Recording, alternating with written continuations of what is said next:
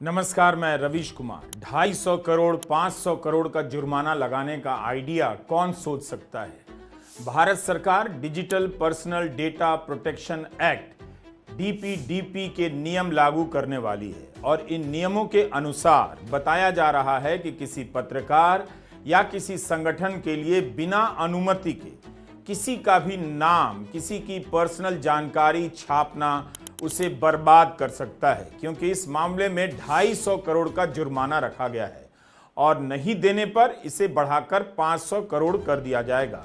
एक गरीब देश में जहां लोग महीने का 25,000 भी नहीं कमा पाते हैं, जहां ज्यादातर रिपोर्टर की सैलरी 50 से 60 हजार भी नहीं होती होगी, उस देश में किस अफसर को, किस मंत्री को यह ख्याल आया कि अगर किसी का नाम उसकी अनुमति के बिना छाप दिया जाएगा तो छापने वाले पर 500-250 करोड़ का जुर्माना लगेगा। ये किस पर लगाने की तैयारी हो रही है? नागरिक अधिकारों के लिए काम करने वाले 30 से अधिक संगठनों का मानना है कि अगर डीपीडीपी एक्ट के ये नियम लागू हो गए तो यूट्यूबर के लिए भी किसी का नाम लेकर बोलना या लिखना मुश्किल हो जाएगा। अंजलि भारद्वाज का कहना है कि पत्रकार और नागरिक व्यक्तिगत सूचनाएं नहीं निकाल सकते हैं। अगर आपको लोन राइट ऑफ के बारे में पता करना होगा कि किस किस के लोन माफ हो रहे हैं, तो अब यह जानकारी नहीं मांग सकते, इसे पर्सनल सूचना माना जाएगा। जबकि सुप्रीम कोर्ट ने कहा है नाम मांग सकते हैं। किसी व्यक्ति को राशन मिल रहा है या नहीं, इसकी सूचना पत्रकार या व्यक्तिगत तौर पर कोई नहीं ले सकता। सूचनाएं हमेशा व्यक्तिगत तरीके से ही जमा की जाती हैं। लोग सूचनाएं निकालते हैं क्योंकि अब आप डेटा फ्यूडिशरी बना दिए जाएंगे। इसमें पत्रकार भी हैं और यूट्यूबर भी शामिल हैं, क्योंकि पत्रकार को इससे छूट है, इस बारे में कहीं लिखा हुआ नहीं है। जब भी ऐसा कानून आता है, पत्रकारों के बारे में बताया जाता है कि उन्हें छूट होगी। अगर आप इलेक्टोरल बॉन्ड की सूचना को प्रोसेस कर छापते हैं तो आप डेटा फ्यूडिशरी बन जाएंगे। आपको नाम छापने से पहले उस व्यक्ति की सहमति लेनी पड़ेगी। ये डेटा फ्यूडिशरी क्या होता है, इस वीडियो में आगे हम बताएंगे। लेकिन अगर पत्रकारों और यूट्यूबर के लिए किसी के बारे में पर्सनल जानकारी निकालनी इतनी मुश्किल कर दी जाएगी, बिना अनुमति के नाम छापने पर करोड़ों रुपए का जुर्माना लगेगा, तो इस देश में बची खुची पत्रकारिता भी मिट्टी में मिल जाएगी। लोग यूट्यूब में क्या बोलेंगे जब नाम ही ना ले सकेंगे। Digital personal data protection DPDP act के बारे में आपको जानना चाहिए। कहीं ऐसा ना हो कि कब्र से औरंगजेब को निकालने में आपको उलझा दिया जाए, सूचना जमा करने वालों को कब्र में गाड़ने की तैयारी पूरी कर ली जाए।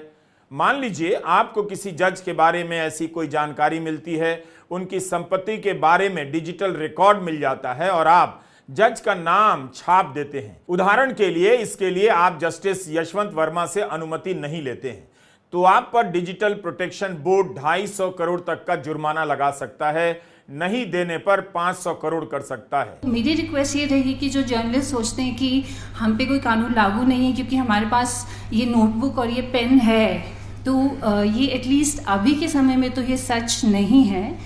आप भी इस कानून के नज़र से अपने आप को देखिए। मैंने डेटा इकट्ठा किया, मैंने उसे प्रोसेस किया। प्रोसेस यानी कि आपने उसको इकट्ठा करके अपने लैपटॉप पे, अपने मोबाइल फ़ोन पे डाला और फिर आपने सेलेक्ट किया कौन सा कोड आप यूज़ करेंगे, नहीं करेंगे, कौन सी फ़ोटो डालेंगी, कौन सी लोकेशन को आप चूज़ करेंगी अपनी फील्ड रिपोर्ट से, एट्सेट्रा एट्सेट्रा। तो आप डेफिनेटली इस लॉ के अंदर आएंगी, लेकिन बिना ताकत के। सारी ताकत सरकार के पास होगी, जो आपके ही डेटा को नहीं, आपके सोर्सेज के डेटा को भी देख सकती है through the data processors, and आपकी सोर्स कॉन्फिडेंशियलिटी एक दिन में चली जाएगी।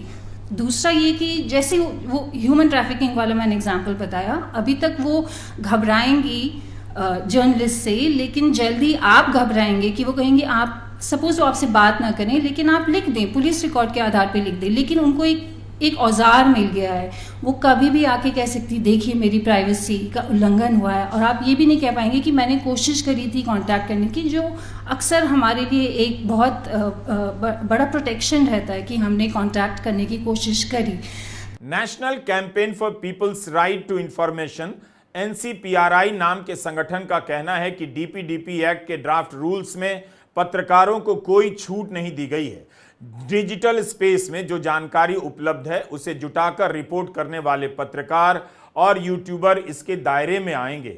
यह आइडिया कहां से आया? क्या यूट्यूबर को पता है? क्या पत्रकारों और संपादकों को पता है कि इस कानून के नियमों के जरिए उन पर शिकंजा तो कसा नहीं जा रहा है? 2017 में वसुंधरा राजे राजस्थान की मुख्यमंत्री थीं। पत्रकारों को कंट्रोल करने का आइडिया आया। एक कानून का ड्राफ्ट ले आई कि राज्य के सेवानिवृत्त एवं सेवारत न्यायाधीशों, मजिस्ट्रेटों और लोक सेवकों यानी अफसरों की जांच से जुड़ी खबरों को छापने से पहले सरकार से अनुमति लेनी पड़ेगी। अगर अनुमति लेने से पहले नाम छाप दिया तो 2 साल के लिए जेल में डाल दिए जाएंगे। इस कानून का इतना विरोध हुआ कि ड्राफ्ट को सिलेक्ट कमेटी भेज दिया गया और दिसंबर 2017 में यह कानून मर गया। यह विधेयक इसलिए लाया जा रहा था ताकि पत्रकार भ्रष्टाचार के मामले में किसी का नाम उजागर ना कर सकें। कहीं ऐसा तो नहीं कि राजस्थान में बीजेपी जो इच्छा पूरी नहीं कर सकी वो अब डिजिटल पर्सनल प्रोटेक्शन एक्ट के जरिए पूरा करना चाहती है। मंत्री, अफसर या जज से पूछकर उनके नाम लिखे जाएंगे। कोई कहेगा कि हाँ लिख लीजिए।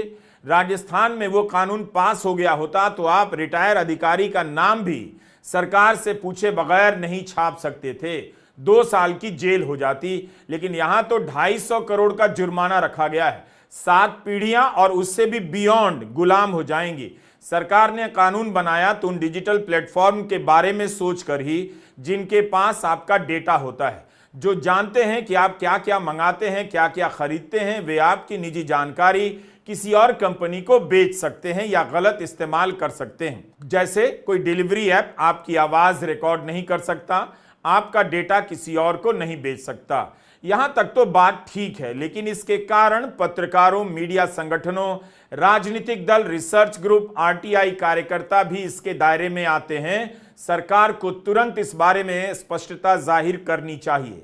सरकार ने digital personal data protection act के रूल्स में तो पत्रकारों की जिक्र छोड़ो, किसी के जिक्र नहीं की, जबकि उनको जो लोग पब्लिक इंटरेस्ट में डेटा और सूचना के साथ काम कर रहे हैं उनको इस कानून से बाहर रखना चाहिए था, इसके दायरे से बाहर रखना चाहिए था।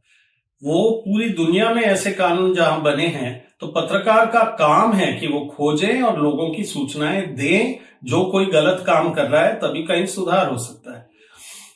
इस कानून में यदि आप देखें तो हर नागरिक पर लागू है, हर पेशे पर लागू है, हर कंपनी पर लागू है, संस्था संगठन पर लागू है और सरकार पर लागू नहीं है। और बड़ी कंपनियों के पास रास्ता है जिनके ऊपर ये कानून आना चाहिए। ये कानून आना चाहिए था बड़ी कंपनियों पर, कानून आना चाहिए था सरकार पर। बड़ी कंपनी क्यों? क्योंकि वो सारे फोन्स के माध्यम से सारा हमारा डाटा खींच के रखते हैं और फिर बेचते हैं, और हमसे परमिशन तो हम क्लिक करते ही हम परमिशन देते हैं। गूगल में आप बनाओ कुछ, फेसबुक में करो कुछ, तो आप परमिशन पीछे 15 पेज है जिसको हमें पढ़ने का टाइम नहीं है, लेकिन हम हाँ भर देते हैं क्योंकि उसमें आने के लिए हमें करना पड़ेगा। उन पर तो कोई पेनल्टी नहीं लगेगा, लेकिन नागरिक हो या पत्रकार हो, पत्रकार किसी का नाम ले तो उसको परमिशन लेना पड़ेगा, उससे सहमति लेनी पड़ेगी।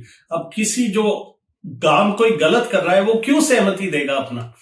तो वो सहमति नहीं देगा तो पत्रकारिता एक तरीके से खत्म, यूट्यूबर का काम खत्म, मीडिया का काम खत्म, टेलीविजन का काम खत्म। सोशल मीडिया के ऊपर बहुत बड़ी दिक्कत है, क्योंकि चाहे व्यक्ति हो, चाहे समूह हो, चाहे 2 लोग मिलके डेटा फिड्यूशरी हम सब बनेंगे जो किसी और की सूचनाओं को अपने फोन के अंदर रखते हैं या अपने कंप्यूटर में रखते हैं, और उसको हम कहीं ना कहीं यदि या तो छापते हैं या किसी को भेजते हैं बिना परमिशन के। 250 करोड़ का पेनल्टी सरकार के अधीन डेटा प्रोटेक्शन बोर्ड में लगेगा। 250 करोड़ नहीं तो 500 करोड़ हो सकता है।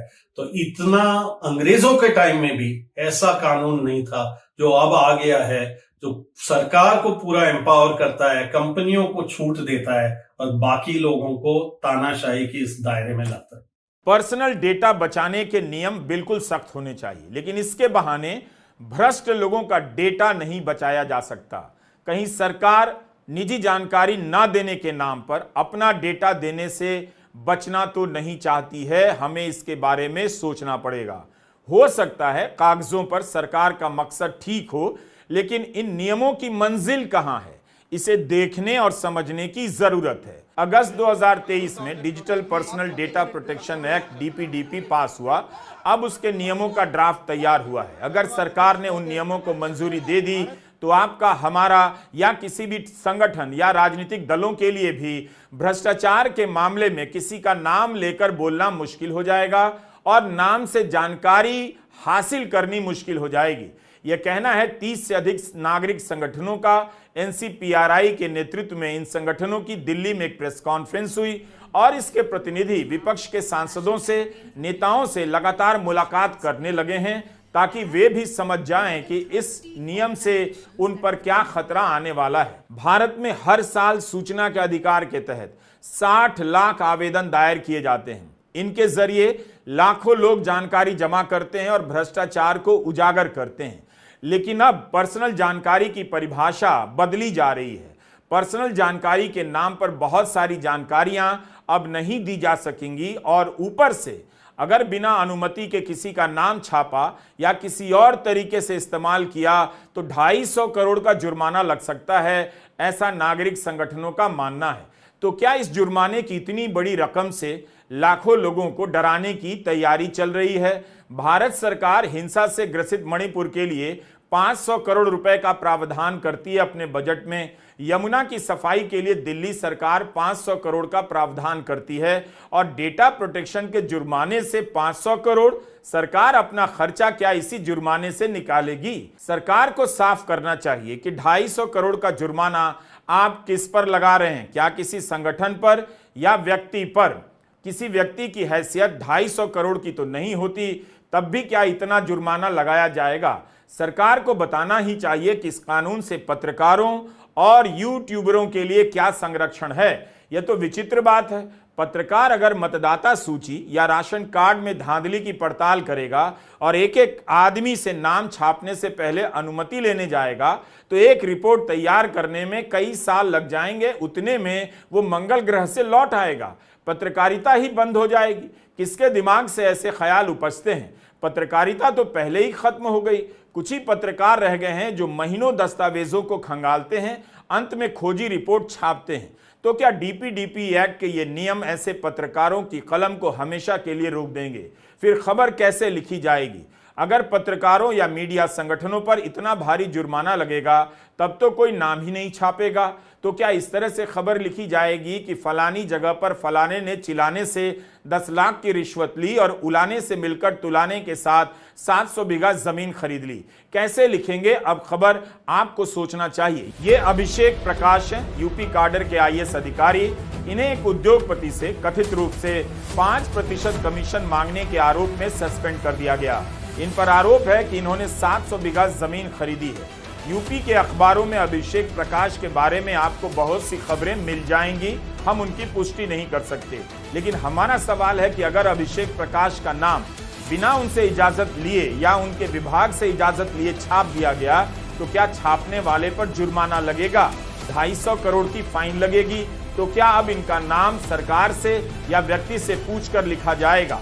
डेटा प्रोटेक्शन बोर्ड एक सरकारी बोर्ड है और अगर सरकार चाहे तो तमाम ऐसे जर्नलिस्ट्स पे, क्योंकि कोई जर्नलिस्टिक एग्जेम्पशन नहीं है, उसके बारे में भी चर्चा होगी, अगर सरकार चाहे ऐसे तमाम जर्नलिस्ट्स पे, ऐसी तमाम संस्थाओं पे, ऐसे एक्टिविस्ट्स पे, मूवमेंट्स पे जो कि इनकन्वीनियंट ट्रूथ्स को उजागर करते हैं, उनके खिलाफ शिकायतें हों और फिर वो जो डेटा प्रोटेक्शन बोर्ड है वो उनके ऊपर करोड़ों रुपए का फाइन लगाकर उन शिकायतों को लेकर फाइन लगाकर बंद करा सकते हैं।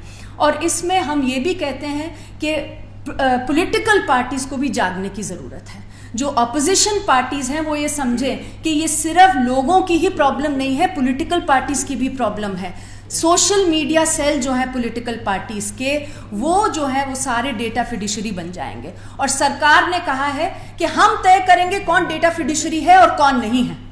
तो रूलिंग पार्टी का आईटी सेल डेटा फिडिशरी नहीं होगा, उसके ऊपर एक कानून नहीं लागू होगा और ऑपोजिशन के सारे आईटी सेल्स जो है वो डेटा फिडिशरी बनाए जाएंगे। तो ये तो लोकतंत्र के लिए एक बहुत ही भयानक कानून है जिसका हमें विरोध करने की जरूरत है। हाल